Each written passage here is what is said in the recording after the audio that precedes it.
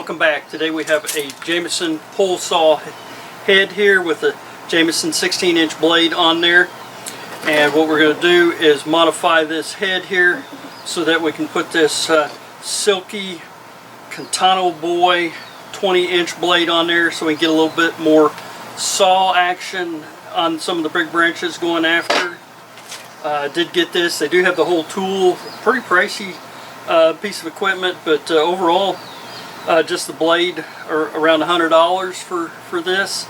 But I tell you, it's made in Japan. Pretty impressive saw blade overall. So we'll see how it works overall on the thing. But let's get started on doing this modification so we can get this blade hooked up.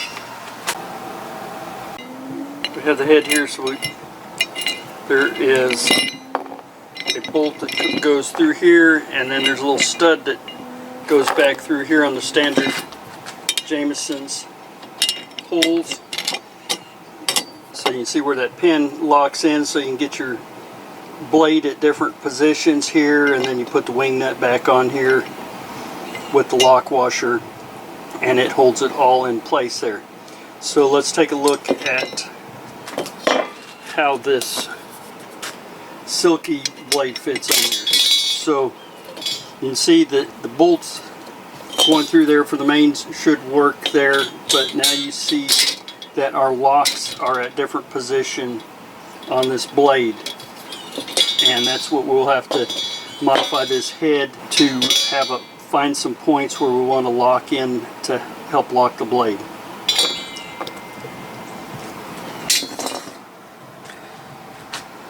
So what we have to do here now is we have to find some new points to tap so that we can have locks to lock this blade, so it's not going to rotate in there while we have it up in the air.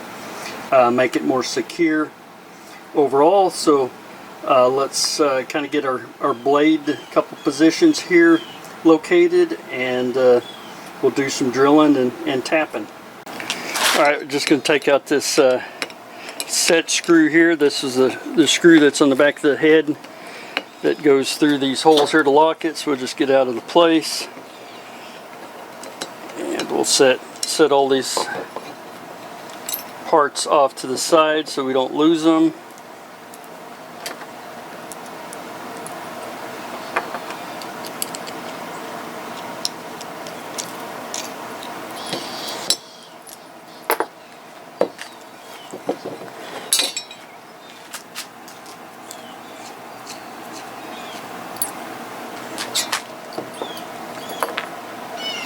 Okay, first we'll put this in here, get it locked up. Let me get a little something.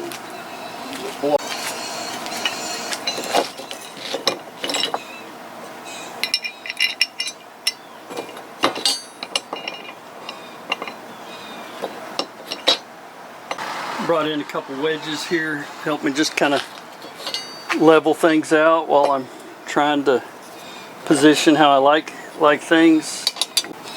Alright, let's see here how we want to position this. I have one of these pica pins here. I don't know if you've ever used these. I kind of like them having around. They make a pin and a pencil set, great for projects and stuff.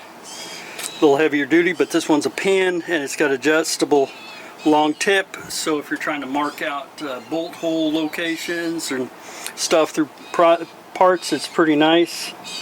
Does a pretty good job at tracing here.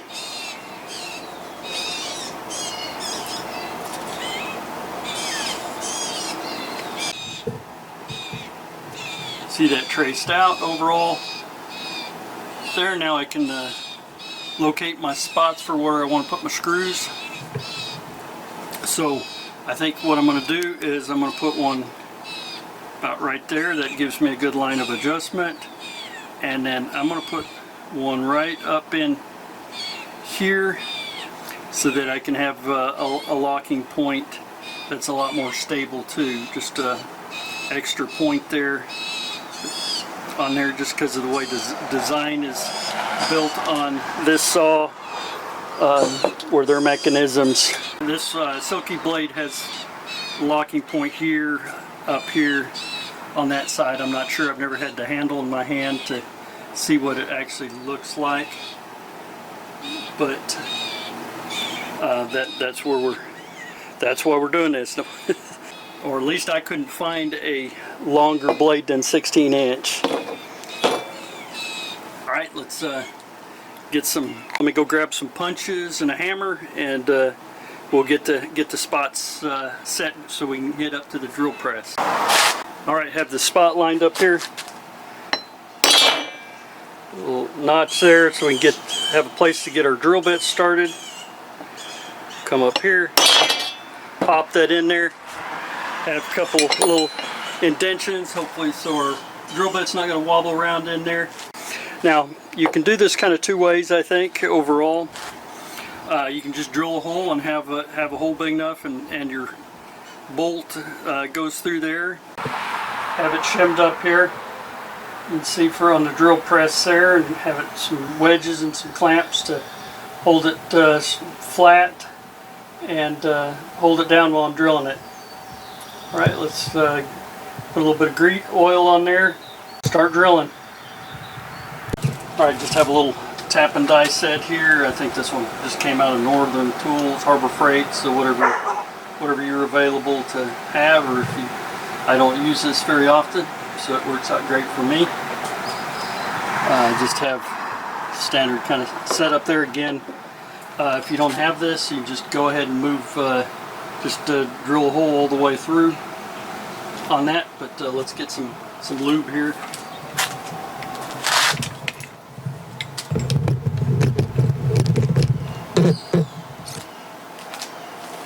Alright, we'll take a little bit of tapping fluid or whatever kind of lube that you have.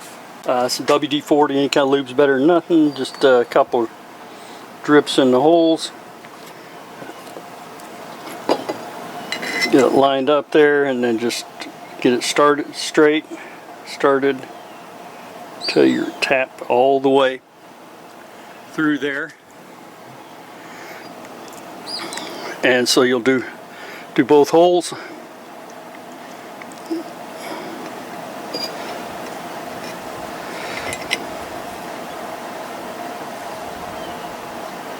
So this is aluminum, so it goes pretty easy, and be careful because you can strip it as well on that side. Got that there.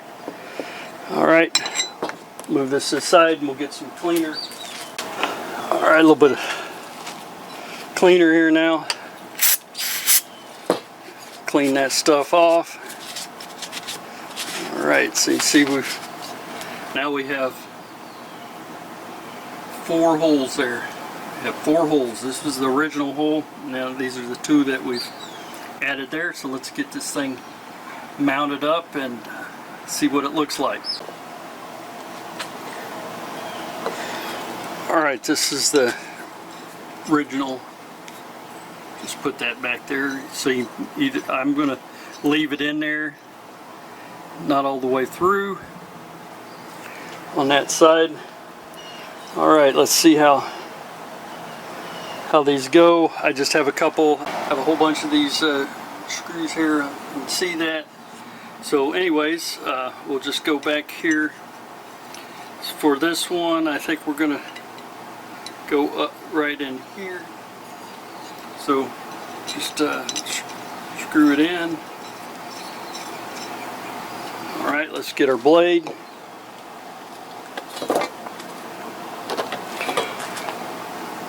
See how it goes. Put this in just back on there. It has this. These are kind of nice because they got a little place for the lock in. Anyways, let's just set that there.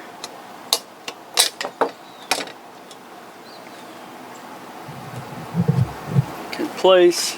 I'm gonna go ahead. I've got a washer on here. Put on that washer on there. Put the lock. Like just because that's a larger surface area there. Tighten that up.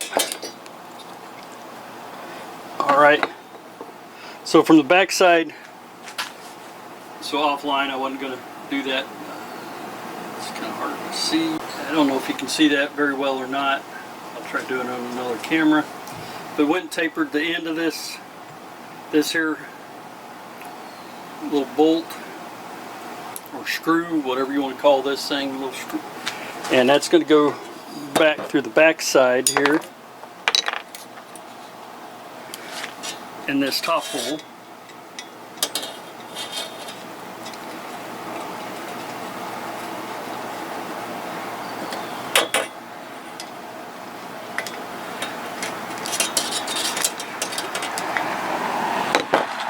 Alright, so hopefully you can kind of see that. It's poking through there. So now we have 2 points. One, if I want to lock it down real tight, and then I've got a second point right there, and then the main point that just holds the blade in place. So none of these have to be just kind of all. This one here can be pretty tight, and then you can, if you want to, depends on your head, you can put a little washer on the back side to get a little bit more of that grip there. So there we have it. It's all put together, not too long, hard of a job to do. Again, there's probably some corners you can cut, but that's up to you. Alright, we have this all assembled. I think it's ready for a field test now, so let's go find a pole and a branch and put this blade to the test. Alright, we're going to test out this Silky 20-inch modification here to the Jameson pole. Have this big branch up there, it's tied off. You can cut from the back side and pull from the front and hopefully bend it up away from the house.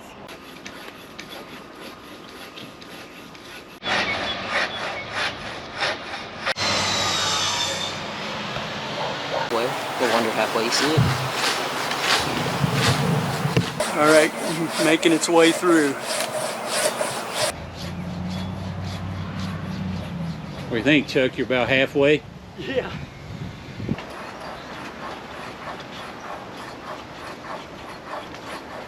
Okay, get it. You ready there, Ethan?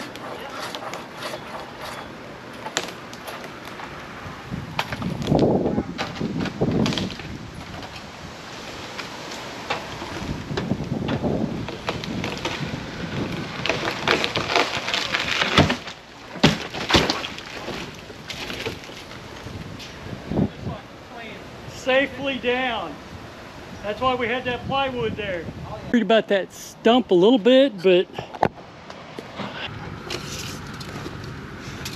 all right, look, the branch is 13 inches across there, 22 and a half. There wasn't much for that, there wasn't a lot for that saw to get through there on this. I'm going to test this off someplace else at some point in time, but all right, we've made it back from the pasture with this Silky Katana Boy 500, a 20-inch saw blade. See these aggressive teeth compared to what we had on that Jameson on there. So let's talk about how it cut. Well, I think it did an overall job. It was a little bit slower than I thought, but again, this was hooked to a pull saw. I don't know if we could get the good angle that we wanted with it.